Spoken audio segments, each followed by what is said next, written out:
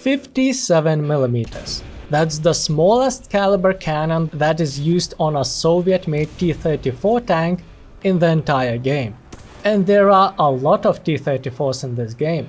At the moment of making this video, there are at least 15 variants of T-34s across 3 nations. And none of these medium tanks has a cannon smaller than 57mm. But how does a cannon size affect tank performance? Is a small gun a good or a bad thing? In my opinion, it is an amazing thing, because advantages way outperforms its disadvantages. I proudly present to you a T-34-57, a tank with an unusually thin cannon for its battle rating. As a rule of thumb, small cannon fires small rounds, which leads to dealing smaller amount of post-penetration damage. This rule works in case of this vehicle as well. But let's not forget that this is a Soviet tank that uses legendary type of rounds, armor-piercing high explosive, also known as APHE, or should I say OPHE. This type of round explodes inside opponents' tanks, which makes it one of the most damaging types of projectiles in the entire game. So when I say that 57mm caliber rounds are smaller than usual, I don't mean that they don't one-shot opponents anymore. I mean that they still one-shot, but a little less often. Maybe you will need to hit an opponent's crew compartment a little closer to the middle, or sometimes you will need to fire a follow-up shot to stop the suffering of the player in a red team. But we are still talking about a round that does a very good post-penetration damage, so I wouldn't say that the lower caliber cannon has a very noticeable downside, especially since almost everything else related to the smaller size of the round are advantages.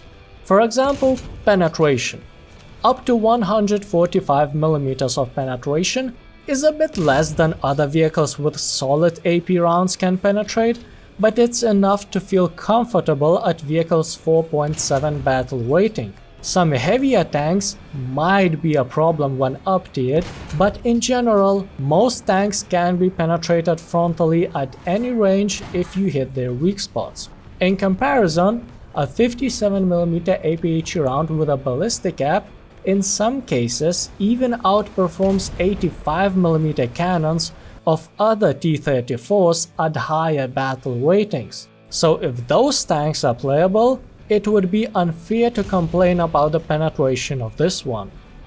Additionally, since smaller and lighter rounds are easier to move inside the tank by the crew, the tank was given a reload of only 5 seconds with aced crew. That makes this vehicle the fastest reloading T-34 medium tank in the entire game.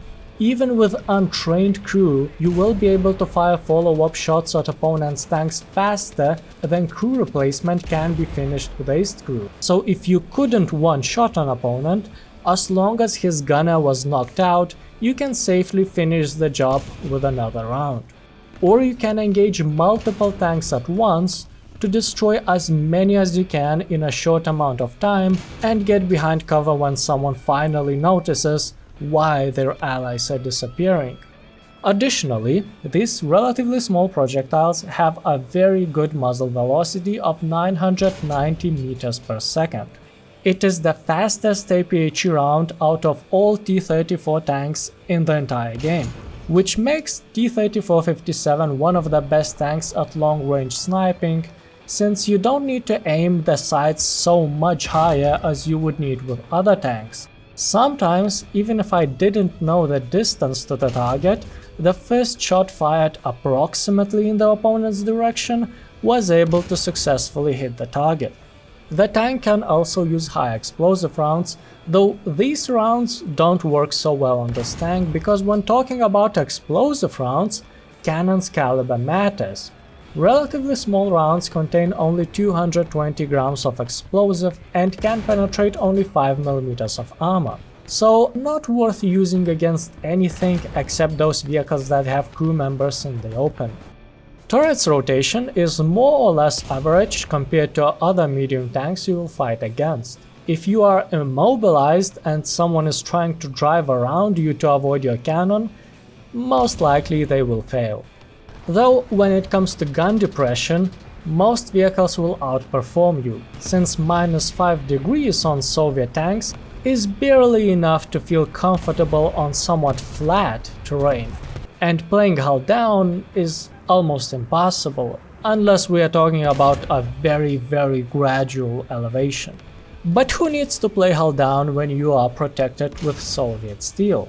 Tank's hull armor is 40 to 45 mm, which is not much, but most armor plates are sloped, so by angling the hull additionally, you can achieve quite a high chance to resist enemy rounds, especially when fighting lower battle rating vehicles with weaker cannons. Turret plates are somewhat similar. They overlap in few places and have quite complicated shapes as well. In general, many opponents will have a hard time penetrating this tank, not because their round doesn't have enough penetration, but because there are so many slopes that rounds will simply ricochet.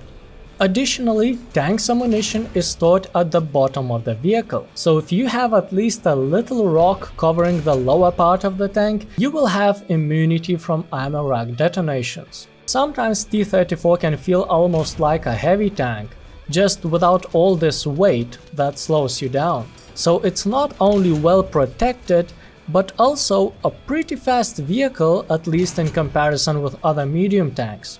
Its maximum speed is 49 kph. That's around 10 kph faster than medium tanks of similar battle rating in other nations. As always, the max speed can be reached only on solid and flat terrain. But even off-road, you can relatively easily reach speeds of more than 40. Because of its mobility, the tank is more than suitable for flanking maneuvers behind enemy lines, especially considering that fast reload allows engaging multiple targets at once with minimal risk that someone will catch you between reloads, unprepared to fight back. Reverse is 7 kph. Not too much, but still a little better than average among other medium tanks.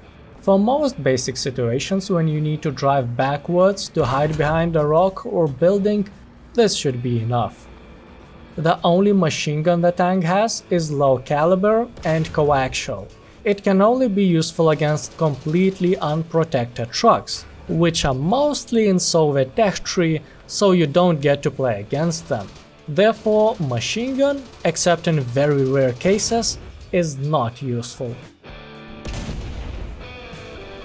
In arcade, where tanks can survive with only one crew member, everyone will need even more post-penetration damage, so APHE rounds are the best in this game mode, even if your cannon's caliber is not as big as opponents'.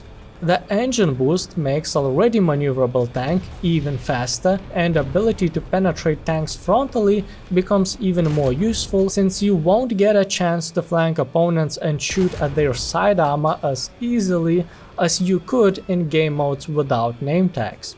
The aiming cross will help you to find the weak spots in opponents' frontal armor, though it becomes easier for them to know how to penetrate your vehicle as well. And vehicles with slow rounds will benefit from aiming cross much more than you, so while offensive capabilities of this tank are unchanged, surviving in this game mode can be more difficult. Luckily, the battle rating of this tank is a little smaller in arcade, so we will more often face opponents that are easier to penetrate and who will have difficulties penetrating your armor. I really enjoyed playing this tank. T-34-57 has a little less damaging rounds, but in exchange you get a good penetration, very fast reload and muzzle velocity. And since the tank resists opponent shots with the help of sloped armor and not its thickness, it remains a relatively light and fast vehicle for a medium tank. I would rate this vehicle 8 thin pipes sticking out of the turret out of 10, because it's good at everything: firepower, mobility and defense, and has no serious downsides. You know what else has no serious downsides? Watching the video of T-34-85 from 2019. to find out if these videos changed at all in all these years.